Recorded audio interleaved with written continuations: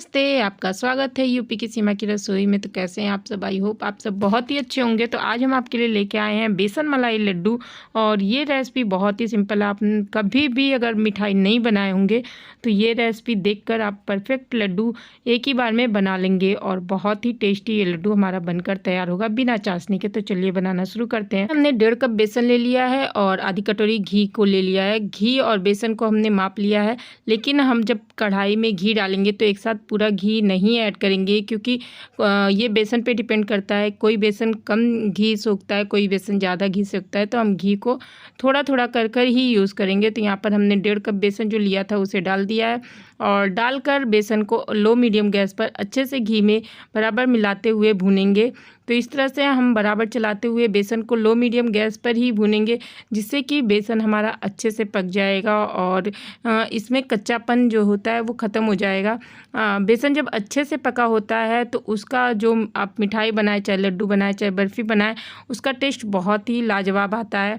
अगर बेसन आप हाई फ्लेम पर पकाएंगे तो वो सही से पकेगा नहीं, तो फिर जब आप बेसन का लड्डू या बर्फ़ी बनाएंगे तो वो हमारे गले में चिपकता है। इसलिए हमें बेसन को भूनने समय यही याद रखना चाहिए कि हमें इसे लो मीडियम गैस पर भूनना है और बराबर चलाते हुए भूनना है, जिससे कि बेसन हमारा अच्छे से पक जाए।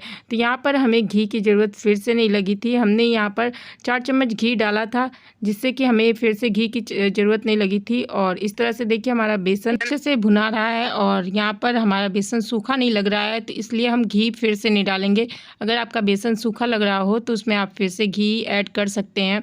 तो इस तरह से हम बेसन को बराबर चलाते हुए भूनेंगे तब तक जब तक कि बेसन से अच्छी सी खुशबू नहीं आ जाती है और बेसन का हल्का सा कलर नहीं चेंज हो जाता है। तो यहाँ पर बेसन में से हल्का हल्का खुशबू आने लगी थी, तो हमने यहाँ पर डाल दिया है भुजे का बीज और उससे भी डालकर हम बेसन के साथ ही भून लेंगे। यहाँ पर थोड़े से हमने काजू को काट के रखे थे, उसे भी डाल दिया है। सारे ड्राई फ्रूट, यहाँ पर बादाम भी डाल दिया है। सारे ड्राई फ्रूट को डालकर हम अच्छे से बेसन के साथ ही इसे भून लेते हैं, जिससे कि ये लड्डू बहुत ही लॉन्ग टाइम तक आप इसे बनाकर रख दीजिए और खा सकते हैं। तो यहाँ पर हमारे पास मलाई थी, मलाई हमारे पास 4 चम्मच थी और हमने सारी मलाई इसमें डाल दी है।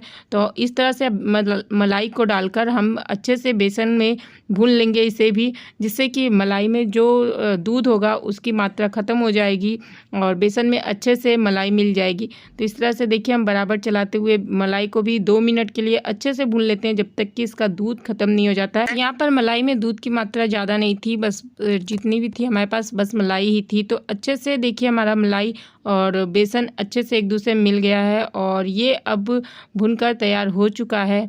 तो इसको निकाल लेते हैं एक बर्तन में ठंडा होने के लिए और चलते हैं आगे के प्रोसेस में। तो यहाँ पर हम ले लिए चीनी हमने 1.5 कप बेसन लिया था, उसके हिसाब से आधा कप चीनी लिया और उसमें 2-3 इलायची डालकर अच्छे से इसका फाइन पाउडर बनाकर तैयार कर लिया है। तो इस तरह से हमारी चीनी का पाउडर भी तैयार हो गया है और यहाँ पर हमने निकाल कर जब रख दिया था इसको ठंडा होने के लिए, तो जब हमारा थोड़ा सा ठंडा हो गया था लड्डू का मिश्रण, तब हम इसमें थोड़ी सी किशमिश और थोड़ी सी जो हमने चीनी मिला कर रखी थी, चीनी और इलायची का पाउडर पीस कर रखा था, उसे डाल देंगे। तो यहाँ पर हमें चीनी थोड़ा सा ज़्यादा लग रहा था, क्योंकि हम थोड़ा कम मीठा खाते हैं, तो इसलिए हमने 1 चम्मच चीनी बचा ली है।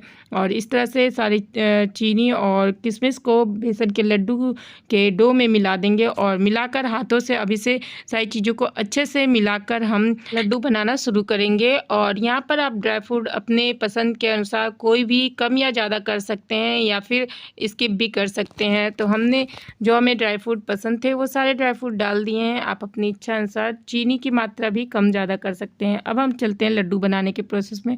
तो इस तरह से हाथों पर थोड़ा सा डो लेंगे और इस तरह से गोल गोल राउंड शेप उसका बनाते चले जाएंगे। अगर आपका बेसन यहाँ पर मतलब सूखा हो गया है, वो ड्राई है, तो उसमें आप थोड़ा सा घी और ऐड कर सकते हैं। हमारे में कोई भी घी की ज़रूरत नहीं लगी थी, इसलिए हमने कोई और घी अलग से नहीं डाला है। जितना हमने घी भूनने में डाला था उतने ही घी में हमारा सारा लड्डू बनकर तैयार हो जाएगा। तो आप घी थोड़ा सा अलग से डाल सकते हैं अगर आपका बेसन सूखा रहेगा तो इस तरह से हम सारे लड्डू अपने बनाकर तैयार कर लेंगे। पर हमने बहुत ही इजी और सिंपल प्रोसेस आपको बताया है, बस आपको बेसन को ही भूनने में थोड़ा सा ध्यान देना है और थोड़ा सा सब्र रखना है, जिससे कि आपका ये शानदार लड्डू बनकर तैयार हो जाएगा। और जब आप ये घर में बनाएंगे तो बच्चों को अपने हिसाब से बनाकर ड्राई फ्रूट वगैरह इसमें डालकर खिला सकते हैं। तो आपको ये रेसिपी कैसी लगी करके ज़रूर से बताइए, और रेसिपी अच्छी लगी हो तो अपने दोस्तों के साथ ज़रूर से शेयर